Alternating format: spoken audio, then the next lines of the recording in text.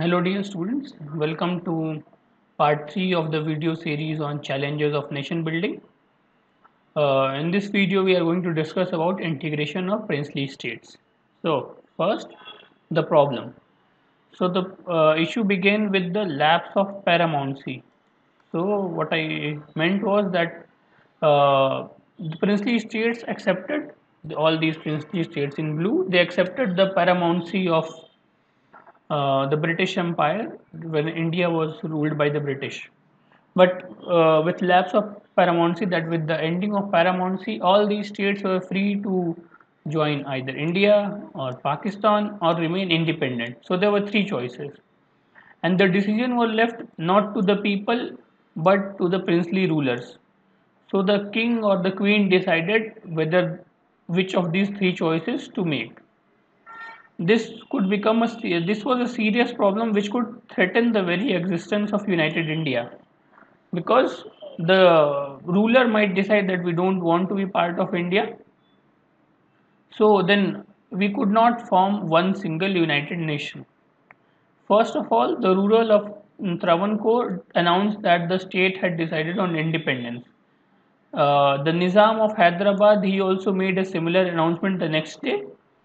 And with this, the prospects of democracy for the people in these states also looked bleak, because these rulers would mostly not decide to switch to democracy, and they would continue to rule under monarchy in these states. So the people of these states would most likely never get democracy. Now, government's approach. So the interim government took a firm stance against the possible division of India. So the point of focus here is the interim government, which means this was not an elected government. This was a government formed till our first elections could happen. So it took a firm stance against the possible division of India into smaller principalities. And Sardar Vallabhbhai Patel, he played a historic role in negotiating with the rulers of princely states. He was firm but diplomatic. So first, the people of most of the princely states wanted to become part of Indian Union. So the citizens or the people of princely states wanted to be Indian citizens. And second was, the government was prepared to be flexible in giving autonomy. So that is why still we see the areas of northeast, and there are also like areas in Telangana, Maharashtra, and Andhra Pradesh, Gujarat, which are given special autonomy. Kashmir was one of those situations, but it ended last year. And thirdly, in the backdrop of partition, which brought into focus the contest over demarcation of territory, the integration and consolidation of the territorial boundaries of the nation assumed supreme importance. So initially, we had lost our territory, and there was this issue of demarcation of territory.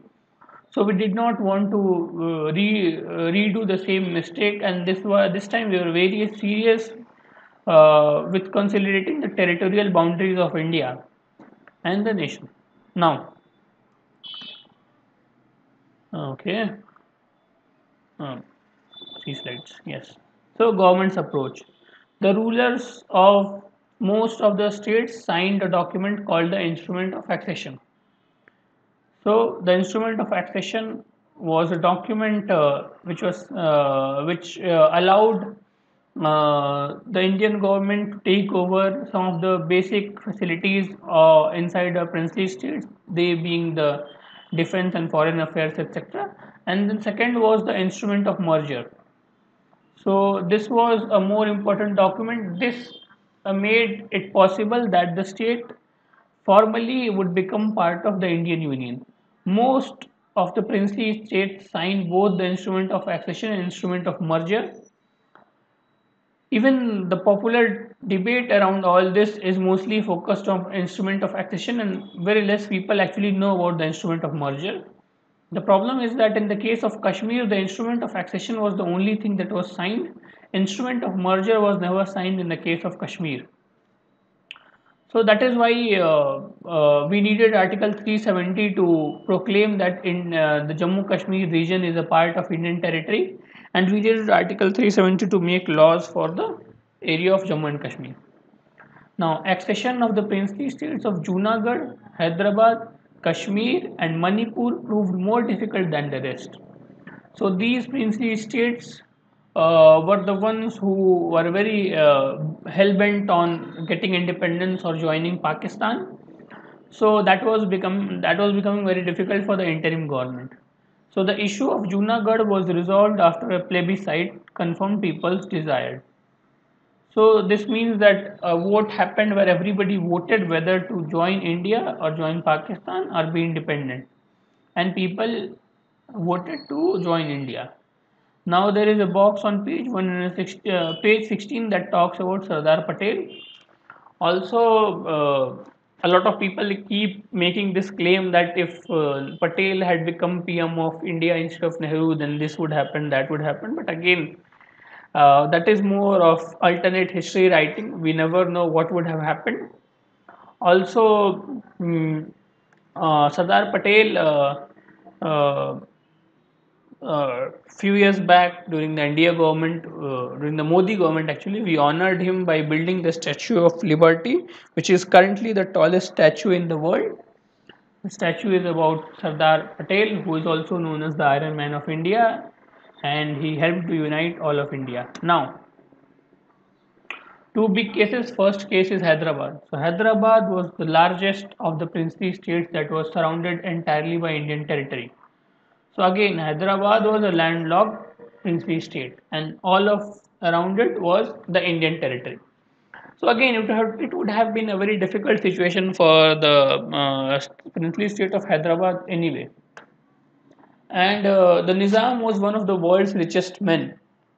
So Nizam was very rich, and he wanted an independent status for Hyderabad. So Nizam always had been one of the richest people in the world, and even during the British Empire, when the Britishers were building railways, Nizam was building his own railway. And Nizam had his own airline for Hyderabad, the Begumpet Airport. So again, Hyderabad was a very special city, and under the Nizam, it was growing very properly and prosperously. Now, he entered into a standstill agreement with India in 1947. So, November 1947, what this meant was that neither sides will make any decision for now, and they will give each other some time. But during this time, a movement of the people of Hyderabad state against the Nizam's rule gathered force, and it was led mostly by the peasantry and the women. So, peasant and women's movement started in Hyderabad state against Hyderabad state. I'm not saying just the city of Hyderabad, the state of Hyderabad against Nizam. And the communists and the Hyderabad Congress were in the forefront of this movement. So this is one of the very popular social and political movements. So the Nizam responded by unleashing a paramilitary force known as the Razakars. So Razakars were a private military of the Nizam, and they were very ruthless. They committed murders, they raped women, they killed children. So they were like, this was a very horrible mercenary force, and the Nizam unleashed this on his own people, and this became a very bloody and gruesome conflict. So they murdered, maimed, raped, and looted, and the target was particularly the non-Muslims. So the condition of law and order in the state of Hyderabad was getting bad to worse, and this led to Operation Polo. The Indian Army launched Operation Polo, and Indian Army entered the state of Hyderabad, and they defeated the Razakars, and the Nizam had to surrender. So again, this is the story of how Hyderabad was taken back from Nizam and merged into the Indian territory. Now, in this chapter, we are not going to talk about Kashmir particularly, because Kashmir is something that we'll discuss in the upcoming chapters. Now, next is the Manipur. So, the case of Manipur, the Maharaja of Manipur, Bodhi Chandra Singh, he signed the instrument of accession, and he was given the assurance that the internal autonomy of Manipur be maintained, and so the state became a constitutional monarchy. So it was under the Indian kingdom, Indian democracy, Indian nation, but the ruler of the state remained the king, that is Maharaja, that is Bodhichandra Singh. But of course, this was a more of a temporary arrangement, and the government of India succeeded in pressurizing the Maharaja into signing a merger agreement. So, this is what I was talking about, the instrument of merger. It was signed in September 1949, and this happened without consulting the popularly elected Legislative Assembly of Manipur. So again, that is why this becomes a controversial issue, because uh, the right thing to do would have been to consult the Legislative Assembly of Manipur, and with their permission, we could have merged Manipur into the Indian Union, because the popularly elected Legislative Assembly represented the will of the population. But we only somehow forced the ruler to do this. So again, that is why the issue of Manipur always comes up in the political debates around Indian Union. There is a cartoon on page 18. Please go through it. We'll discuss this during our Google Meet. With this video ends. In the next video, we are going to talk about the reorganization of states. Under this, we'll talk about the States Reorganization Commission, and how the states were formed on the basis of uh, language. So with this, we'll end it here. I will see you next time. Thank you.